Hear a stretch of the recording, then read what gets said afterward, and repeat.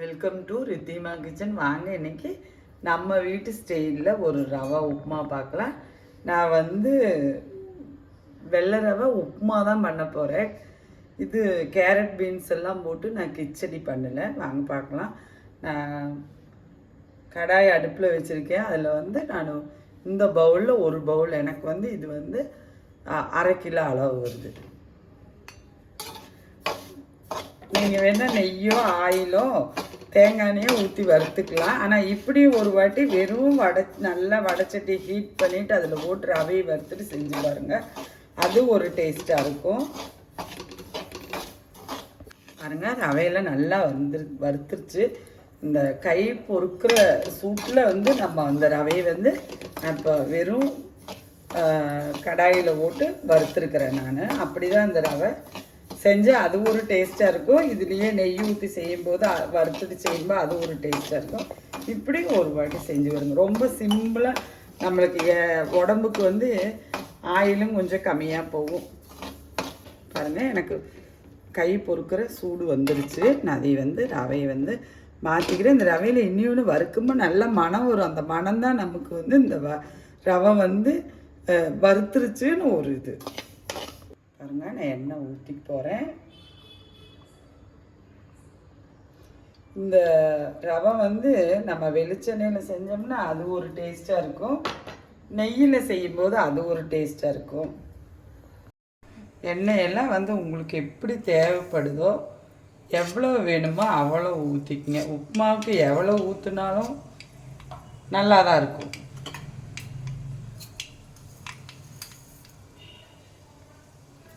கடுகு போட்டுட்டேன். இப்போ உளுந்து போட்டுக்கிறேன். நல்லா உளுந்து அஞ்சலை பெட்டி கரண்டியில் 3 ஸ்பூன் போட்டுட்டேன்.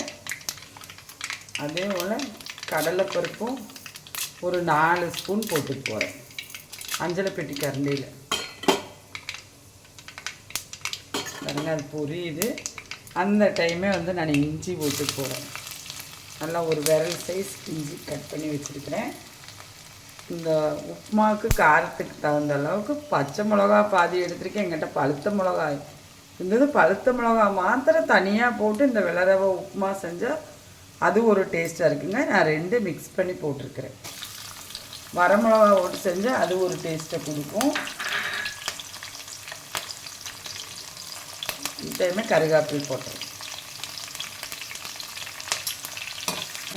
நான் பெரிய வெங்காயம் ஒன்று கட் பண்ணி வச்சுருக்கிறேன். அதுவும் போட்டு போகிறேன்.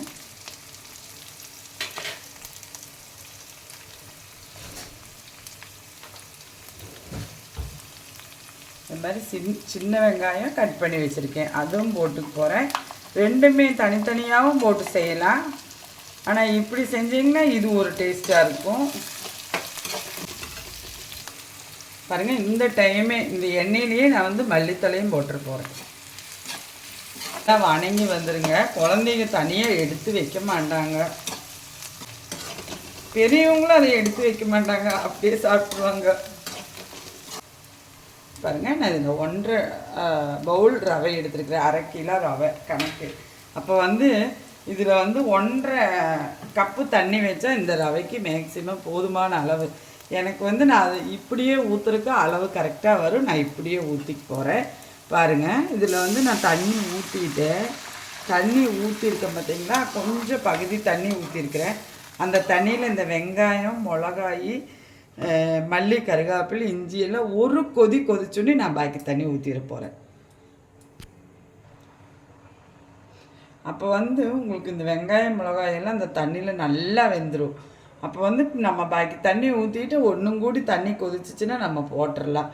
இந்த டைம்லேயே நான் உப்பும் போட்டுற போகிறேன். இந்த உப்புமாவுக்கு தகுந்த உப்பு போட்டுற போகிறேன். தண்ணி எனக்கு இப்படியே ஊற்றுறக்கு அளவு தெரியும். அளவு தெரியாதவங்க 1 டம்ளர் ரவைக்கு 1.5 டம்ளர் தண்ணி வச்சா கரெக்டாக இருக்குங்க. கோதுமை ரவையாக இருந்தால் 2 டம்ளர் வைக்கணும். வெள்ளை ரவைக்கு 1.5 டம்ளர் தான் வைக்கணும்.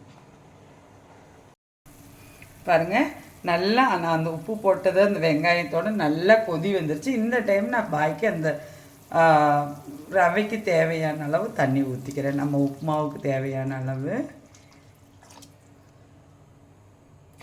எனக்கு இப்படியே அளவு தெரியும். நீங்கள் தெரியாதவங்க டம்ளரில் அளந்துக்குங்க. இப்போ அது இன்னும் நல்லா இன்னும் கொதிக்கட்டும். பாருங்கள், இந்த டைமெல்லாம் நீங்கள் உப்பெல்லாம் செக் பண்ணிக்கோங்க. காரம் ஒன்றும் பண்ண முடியாது, நம்ம போட்ட மிளகாயை தான். உப்பு செக் பண்ணிக்கோங்க. இந்த டைமு கொதிக்கட்டும். பாருங்கள், உப்புமாவுக்குள்ளே தண்ணி எல்லாம் ரெடி ஆயிடுச்சு. நம்ம இந்த டைம் வந்து ரவையை கொட்டி கிளறிக்கலாம். பொறுமையாக கொட்டி கிளறணும், இல்லைன்னா வந்து உருண்டை ஆயிரும். ரொம்ப ஈஸியான வேலைங்க. நம்ம பார்த்தீங்களா, இப்போ கொட்டினப்போ ஒன்றும் கட்டி இதெல்லாம் தட்டில் பார்த்தீங்களா, தெரியாதவங்க வந்து அடுப்பை சிம்மில் வச்சுட்டு கூட செய்யலாங்க. பாருங்கள், நான் ஊற்றிருக்கிற தண்ணி வந்து எனக்கு அளவாக இருக்குது பார்த்தீங்களா. இந்த வெள்ளரவை வந்து நிறைய ஸ்டைலில் செய்யலாங்க, நிறைய விதமாக செய்யலாம். பாருங்கள், இப்படி கொள்ளி வரும்போது நான் வந்து எனக்கு கட்டியெல்லாம் தட்டல. நான் ஒரு 5 நிமிஷம் இதை வந்து சிம்மில் வச்சு மூடி ஓட்டுற போகிறேன்.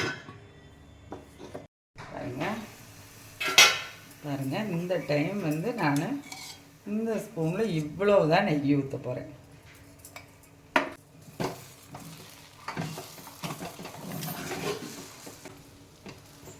இப்போ கூட வேணுன்னா கொஞ்சம் மல்லித்தலை போட்டுக்கலாங்க. பாருங்கள், உப்புமா எப்படி உதிரி உதிரியாக வந்திருக்குதுன்னு. கட்டி தட்டில் பார்த்தீங்களா, நம்ம அது தண்ணி வைக்கிறது போடுறது, நான் இது தண்ணி அளவு கூட நம்ம வந்து இப்படியே ஊற்றி எனக்கு பழக்கம் இருக்கிறதுனால நான் அந்த அளவு வச்சுக்கிறேன். நீங்கள் உங்களுக்கு வந்து டம்ளரில் அளந்து வச்சுக்கோங்க. பாருங்கள், இது நமக்கு போதுமான அளவு. எண்ணெய் நெய்யெல்லாம் உங்களுக்கு தேவையான அளவு விட்டுருங்க. வாங்க, நம்ம வீட்டில் தேங்காய் சட்னி கூட உப்புமா சாப்பிட்லாம். நன்றி, வணக்கம்.